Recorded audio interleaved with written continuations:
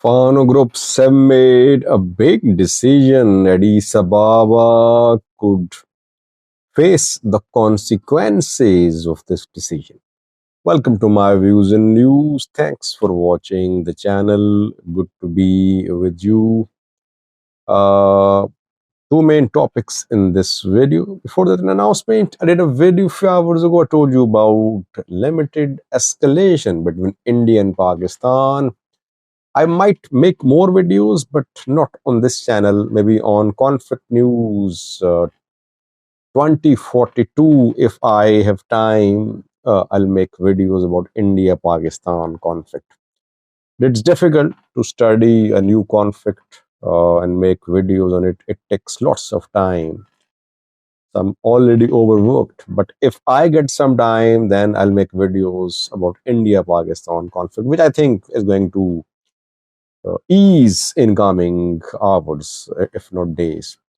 But if it is prolonged, then I'll try to cover it on the other channel, Conflict News 2042. Two main topics in this video. Firstly, Fano groups have made a big decision. Secondly, General Varede, the new president of Tigray, has given a deadline to the federal government. Without calling it a deadline, he actually gave deadline, sort of ultimatum to the federal government of Ethiopia. Firstly, viewers, Fano groups have made a decision. Decision will be implemented. Violators won't be tolerated. They'll be punished. Which Fano group has made this decision? Gujjam Fano.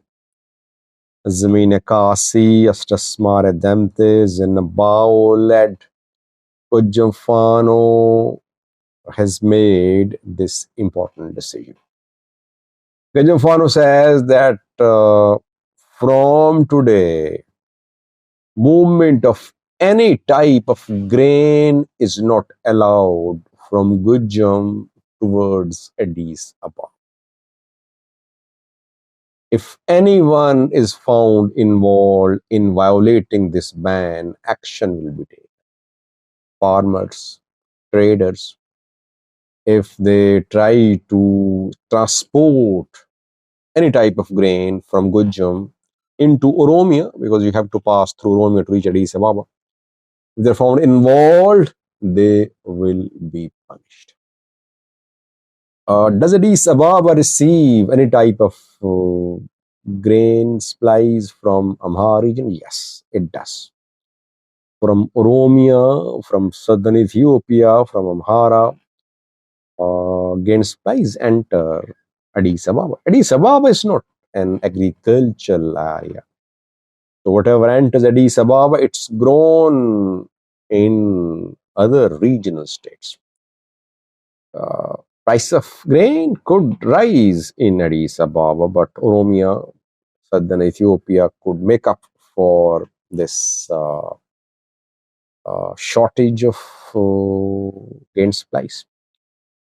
What will be the impact of this decision on local farmers in Gujjam? Yes, they'll suffer because now they'll have to sell whatever they have in the Amhara region, or they cannot transport it to other regions, especially to Tigray. How will they transport from Gujjam to Tigray? Difficult. Long way to go from Gujjam to Makale. That is why local farmers will suffer too. And Fano fighters, Gujjam Fano groups are known for implementing decisions. They imposed ban on transport twice or thrice in the last 2 years, and they implemented those bans. When drivers, vehicle owners violated when they violated the ban, Gujjam Fano fighters burnt vehicles, attacked drivers, wounded drivers. This time too, action will be taken. Gujjam Fano have been in dispute with farmers about purchase of fertilizers too. They have been telling farmers to buy fertilizer at low prices. At reduced prices, but government people were not selling fertilizer to farmers at reduced prices. Farmers were caught in a very difficult situation. Now they are being stopped from transporting their grain to Addis Ababa, the capital city. Secondly, viewers, General where the new Tigray president has made a decision. Indirectly, he announced this decision. DDR has begun or has resumed in Tigray. Disarmament, demobilization, and reintegration of Tigray fighters has resumed. It resumed after Varade was appointed as the president of Tigray. During Getachew's last days, DDR was deliberately suspended. Back then, TPLF and Tigray military both opposed DDR. They said that federal government wanted to dismantle Tigray military without answering the key questions of Tigray people. Questions like the status of disputed territories, like return of IDPs, like restoration of TPLF status. They accused Getachew of working against Tigray's interests of dismantling Tigray military.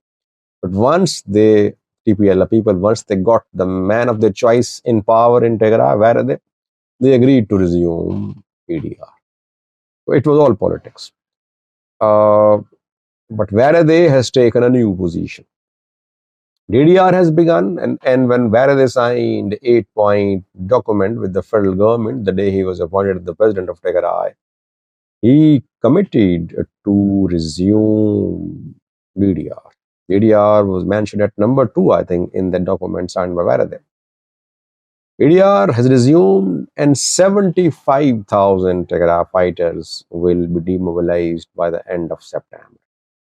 First round of the DDR will complete in September this year. September or October, I think. By September, by the start of October, 70,000 must be disarmed, demobilized. But Tigray has over 200,000. It has around 300,000 active combatants. If 75,000 are disarmed, demobilized, Tigray still will have around 200,000 fighters, 200,000 soldiers. Varade has given a deadline. He has said in some meetings that by the end of September, by the end of first round of DDR, the issue of restoration of Tigray's borders must be solved.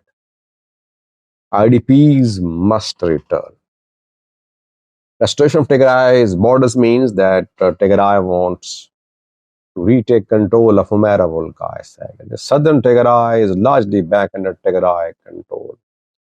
Lamthi has the presence of Tigray IDPs. Tigray military is not there, I think. Main demand of Tigray military is that it wants to retake control of Amhara Volcai. It has given an ultimatum, a deadline to the federal government. Federal government will have to back Volcai, they join Tigray by the end of October, by the end of September, start of October, or second round of DDR won't start. If second round of DDR does not start, what will happen then? Will the two sides fight? Will they start dialogue? And what will happen in coming months? July, August, September. 3 very crucial months, I think. In these 3 months, we'll see the trajectory of relations between TPLF and Prosperity Party, between Tigray military and the federal government, federal forces of Ethiopia. I think that ideally, talks should start. Tigray, Amhara political dialogue should start, or Tigray, Addis Ababa political dialogue should start. If talks don't start, we could see escalation, because I warned you 2 days ago that Volkayt is seeing military mobilization.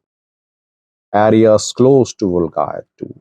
Tigray forces, Ethiopian National Defense Force, Amhara fighters, all are beefing up their defenses, making defensive offensive preparations, conducting recruitments. Talks should start. Otherwise, after the deadline given by where they expires, Tigray won't disarm more fighters. Thank you for watching.